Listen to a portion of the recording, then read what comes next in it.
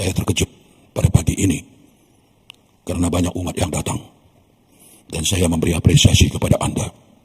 Tapi dibandingkan dengan lebih dari 23.000 umat paroki Yakobus, begitu sedikit yang datang. Padahal hari ini adalah hari raya semua orang kudus. Dan hari raya ini dirayakan sama dengan hari Minggu. Saya mengerti betul hari ini bukanlah hari libur, hari kerja. Tapi harusnya sepadan dengan hari Rabu Abu. Karena hari Rabu Abu pun di Indonesia bukan hari kerja. Tapi kalau hari Rabu Abu, dan sebenarnya hari raya ini jauh lebih relevan daripada hari Rabu Abu. Jadi mungkin pemahaman umat kita mengenai hari raya perlu ditingkatkan lagi. Apalagi hari ini adalah hari raya semua orang kudus. Dalam nama Bapa dan Putra dan Roh Kudus. Amin. Rahmat dan damai sejahtera dari Allah Bapa dan dari Tuhan kita Yesus Kristus bersamamu. Saudara-saudari umat Allah yang terkasih, hari ini merupakan hari raya semua orang kudus. Mari kita dengan rendah hati mengakui dosa-dosa kita, supaya kita layak merayakan misteri suci. Saya mengaku kepada Allah yang Maha Kuasa dan kepada saudara sekalian bahwa saya telah berdosa dengan pikiran dan perkataan, dengan perbuatan dan kelalaian. Saya berdosa, saya sungguh berdosa. Oleh sebab itu saya mohon kepada Santa Perawan Maria, kepada para malaikat dan orang kudus, dan kepada saudara sekalian, supaya mendoakan saya pada Allah Tuhan kita. Semoga Allah yang Maha Kuasa mengasihani kita, mengampuni dosa kita, dan mengantar kita ke hidup yang kekal. Marilah kita berdoa. Allah Bapa Maha Kuasa, Engkau mengendaki agar kami menghormati semua orang kudus-Mu dalam perayaan Ekaristi ini. Kami mohon anugerahkanlah kelimpahan belas kasih-Mu yang kami rindukan berkat bantuan doa semua orang kudus. Dengan pengantaran Yesus Kristus Putra-Mu Tuhan kami, yang bersama dengan Dikau dalam persatuan Roh Kudus, hidup dan berkuasa, Allah sepanjang segala masa. Bacaan dari Kitab Wahyu. Aku, Yohanes, melihat seorang malaikat muncul dari tempat matahari terbit. Ia membawa meterai Allah yang hidup. Dengan suara nyaring, ia berseru kepada keempat malaikat yang ditugaskan untuk merusakkan bumi dan laut, katanya, "Janganlah merusakkan bumi atau laut atau pohon-pohon sebelum kami memeteraikan hamba-hamba Allah kami pada dahi mereka." Dan aku mendengar jumlah mereka yang dimeteraikan itu 144.000 yang telah dimeteraikan dari semua suku keturunan Israel. Kemudian daripada itu, aku melihat suatu kumpulan besar orang yang tidak terhitung jumlahnya, dari segala bangsa dan suku, kaum dan bahasa. Mereka berdiri di hadapan tahta dan di hadapan Anak Domba, memakai jubah putih dan memegang daun-daun palem di tangan mereka. Dengan suara nyaring mereka berseru, "Keselamatan bagi Allah kami yang duduk di atas tahta dan bagi Anak Domba." Dan semua malaikat berdiri mengelilingi tahta, tua-tua dan keempat makhluk yang ada di sekeliling tahta itu. Mereka tersungkur di hadapan tahta itu dan menyembah Allah sambil berkata, "Amin, puji-pujian dan kemuliaan, hikmat dan syukur, hormat, kekuasaan, dan kekuatan bagi Allah kita, sampai selama-lamanya. Amin." Seorang dari antara tua-tua itu berkata kepadaku, "Siapakah mereka yang memakai jubah putih itu, dan dari manakah mereka datang?" Maka kataku kepadanya, "Tuanku, Tuan mengetahuinya." Lalu ia berkata kepadaku, "Mereka ini adalah orang-orang yang keluar dari kesusahan besar. Mereka telah mencuci jubah mereka dan membuatnya putih di dalam darah Anak Domba." Demikianlah sabda Tuhan. Inilah angkatan orang-orang yang mencari wajah-Mu ya Tuhan. Inilah angkatan orang-orang yang mencari wajah-Mu ya Tuhan. Milik Tuhanlah bumi dan segala isinya, jagat dan semua yang diam di dalamnya.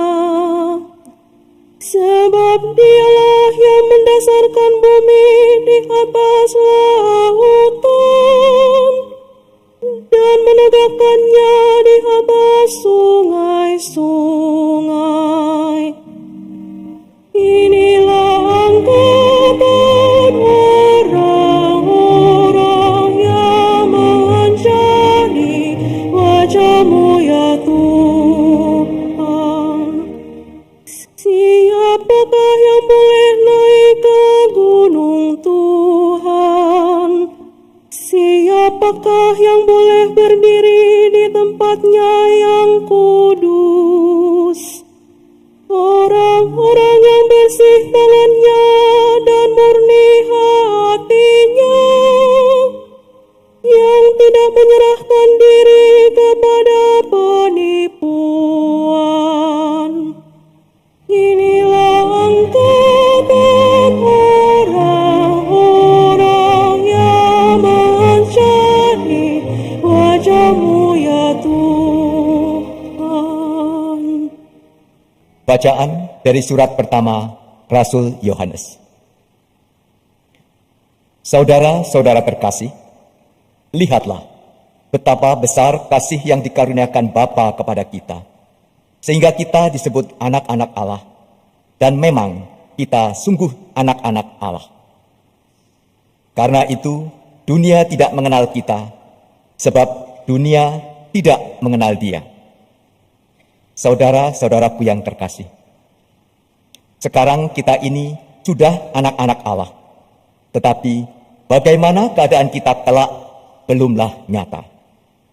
Akan tetapi kita tahu bahwa apabila Kristus menyatakan dirinya, kita akan menjadi sama dengan Dia.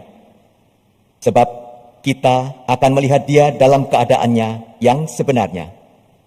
Setiap orang yang menaruh pengharapan itu kepadanya, ia menyucikan diri sama seperti Dia yang adalah suci. Demikianlah sabda Tuhan.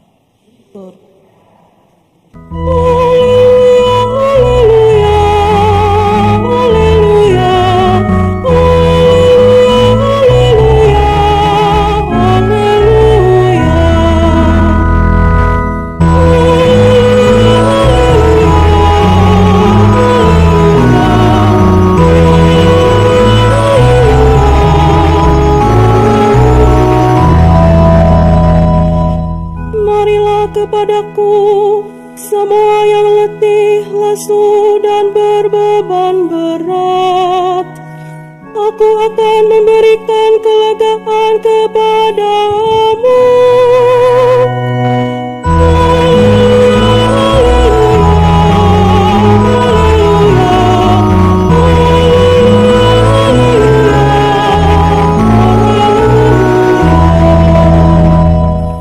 Tuhan bersamamu.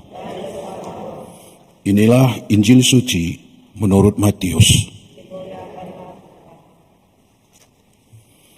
Sekali peristiwa ketika melihat banyak orang yang datang, Yesus mendaki lereng sebuah bukit.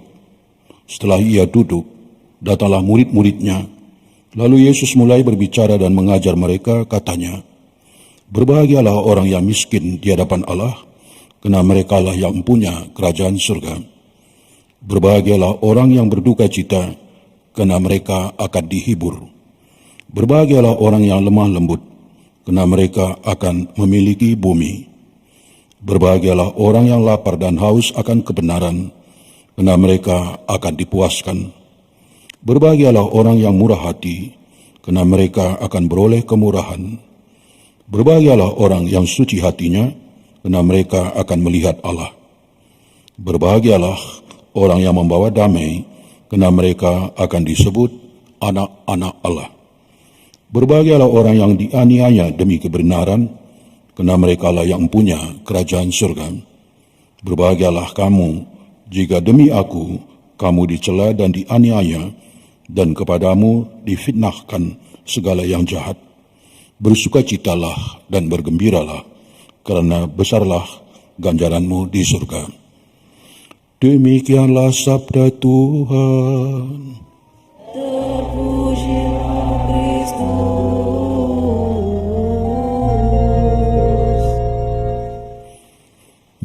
Saudara-saudari umat Allah yang terkasih, sesungguhnya saya terkejut pada pagi ini karena banyak umat yang datang, dan saya memberi apresiasi kepada Anda.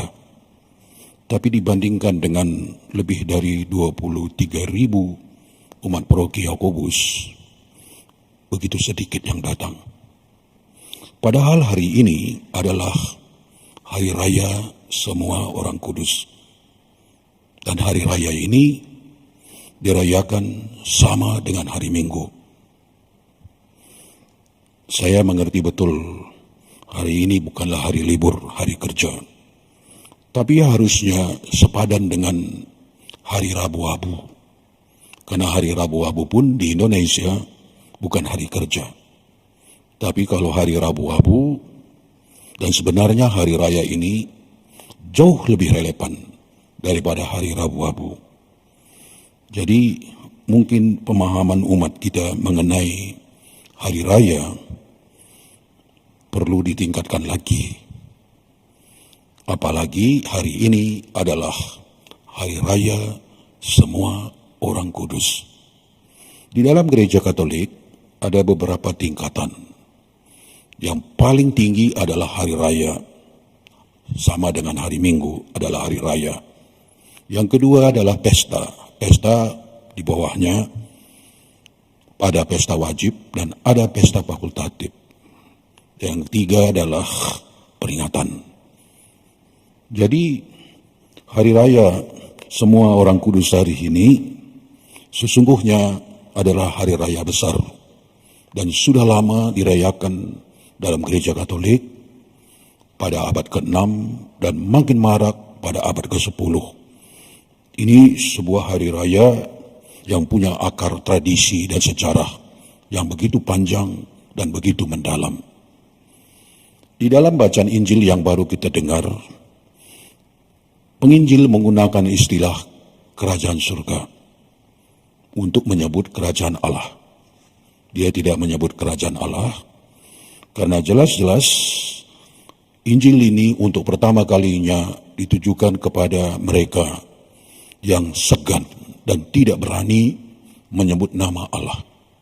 Maka digunakan kiasan-kiasan, salah satu kiasan adalah surga. Maka digunakan beberapa kali, misalnya saja bersukacitalah dan bergembiralah karena besarlah ganjaranmu di surga. Surga mengganti kata Allah atau sama dengan Allah dalam pengertian Injil ini.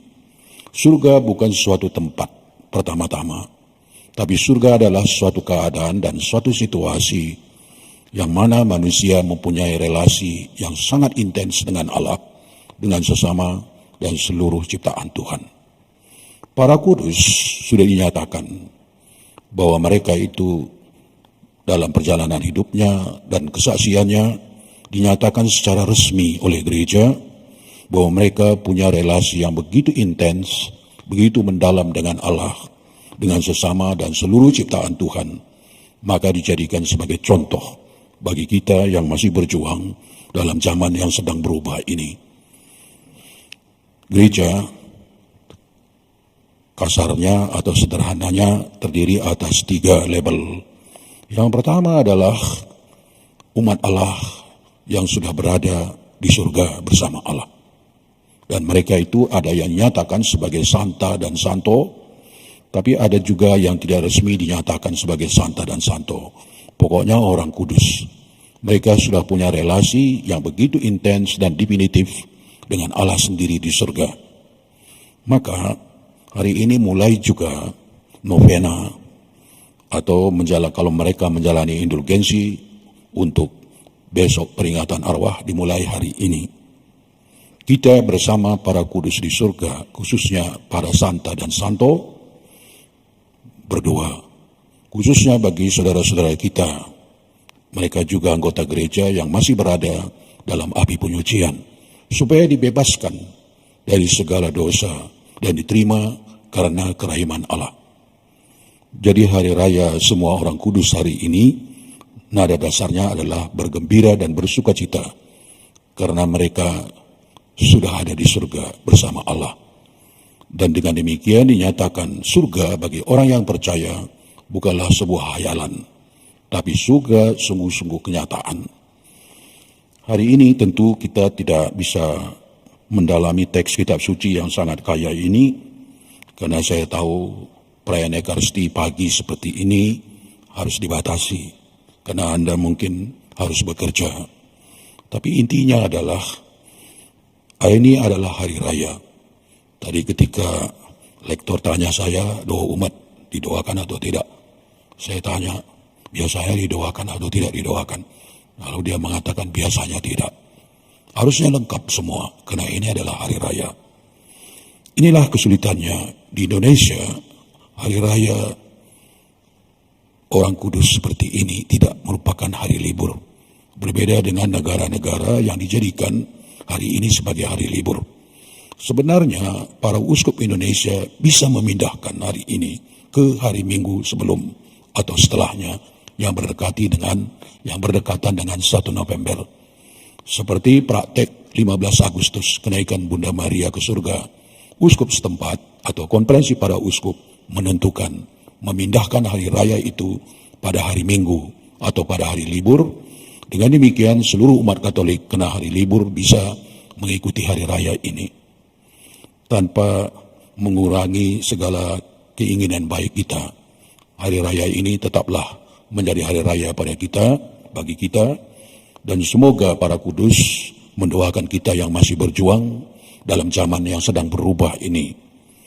Dalam zaman ini tidak mungkin kita berdasarkan kekuatan sendiri, harus berdasarkan anugerah dan rahmat Tuhan sendiri, dan para kudus bisa membantu kita agar kita bisa menjalani perjalanan kita dengan baik dan benar.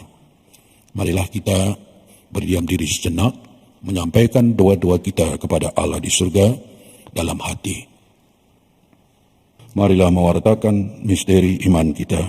Setiap kali kami makan roti ini dan minum dari piala ini, wafat-Mu Tuhan kami wartakan hingga Engkau datang. Marilah kita berdoa. Allah Bapa Maha Kudus, kami menyembah Dikau satu-satunya yang kudus, yang hadir secara mengagumkan dalam diri semua orang kudus-Mu. Semoga dalam kepenuhan cinta kasih-Mu, kami dikuduskan untuk beralih dari meja kaum peziarah ke perjamuan tanah air surgawi. Dengan pengantaran Kristus, Tuhan kami. Amin. Tuhan bersamamu. Dan bersama rohmu. Semoga Allah yang Maha Kuasa memberkati saudara sekalian, Bapa dan Putra dan Roh Kudus. Saudara-saudari, pergilah dalam damai sambil memuliakan Tuhan dalam hidupmu.